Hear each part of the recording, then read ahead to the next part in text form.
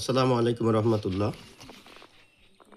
English for today class 4 চতুর্থ শ্রেণীর ইংরেজি unit 3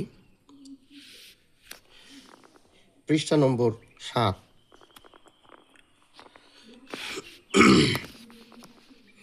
read the following text. নিচের পাঠ্যটি পড়ো। আই অ্যাম রাজীব, আমি হই রাজীব কিংবা আমি Rajib. I am in class 4, আমি চতুর্থ শ্রেণীতে পড়ি। I study at Azimia government primary school in Chandpur, আমি চাঁদপুর আজিমিয়া সরকারি প্রাথমিক বিদ্যালয়ে পড়াশোনা করি। Our school starts with the assembly in the morning, আমাদের বিদ্যালয় শুরু হয় সকালের একটি সমাবেশের মাধ্যমে।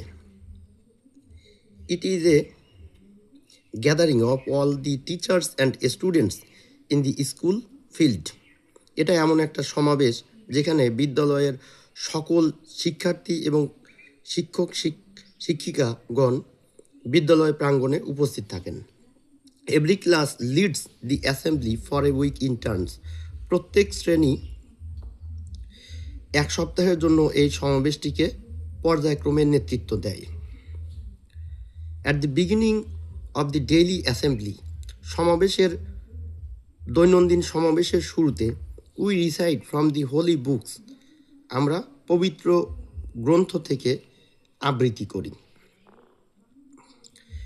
দেন we sing our national anthem, এরপর আমরা আমাদের জাতীয় সঙ্গীত গাই। And salute to national flag, এবং জাতীয় পতাকাকে স্যালিউট করি কিংবা শ্রদ্ধা জানাই। We also repeat the oath after the assembly leader, সমাবেশের নেতার পরপরই আমরা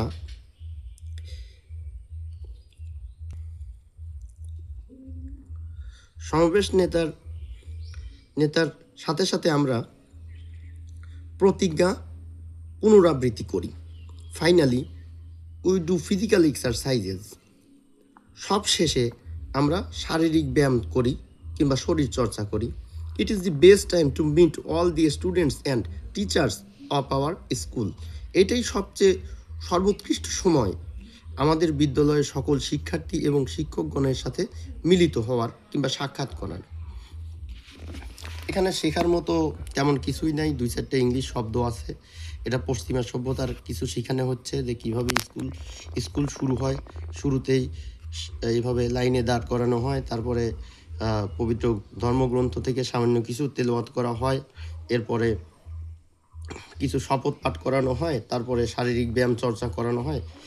এখানে কোনো নৈতিকতার কোনো বিষয় নাই, কিছুই নাই। তো যাই হোক, সারা পৃথিবীতে যখন পশ্চিমা সভ্যতার পতন ঘটতেছে, তখন আমাদের দেশে পশ্চিমা সভ্যতাকে আঁকড়ে ধরা শেখানো হচ্ছে। এরপরে এখন আমরা শব্দার্থগুলো শিখি।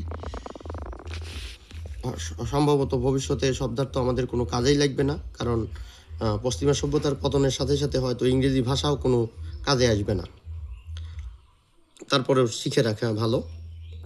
রিড মানে পড়া, ফলোয়িং টেক্সট, নিচের পাঠ্যটি। ক্লাস 4 চতুর্থ শ্রেণী।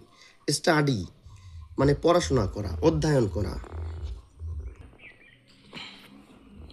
প্রাইমারি প্রাথমিক, গভর্নমেন্ট সরকারি, স্কুল বিদ্যালয়। স্টার্ট শুরু হওয়া, অ্যাসেম্বলি সমাবেশ, মর্নিং সকাল, গ্যাদারিং সমাবেশ।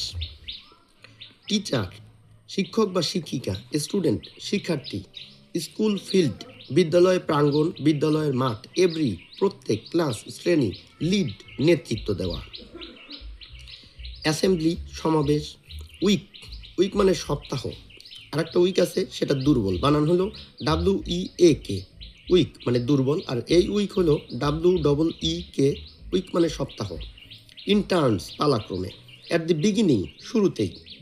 ডেইলি দৈনন্দিন প্রত্যেক দিন। অ্যাসেম্বলি সমাবেশ। উই আমরা, রিসাইট আবৃত্তি করি।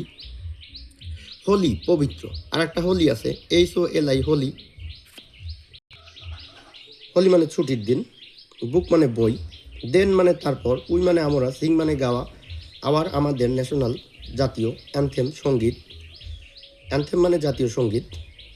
স্যালিউট টু শ্রদ্ধা জানানো।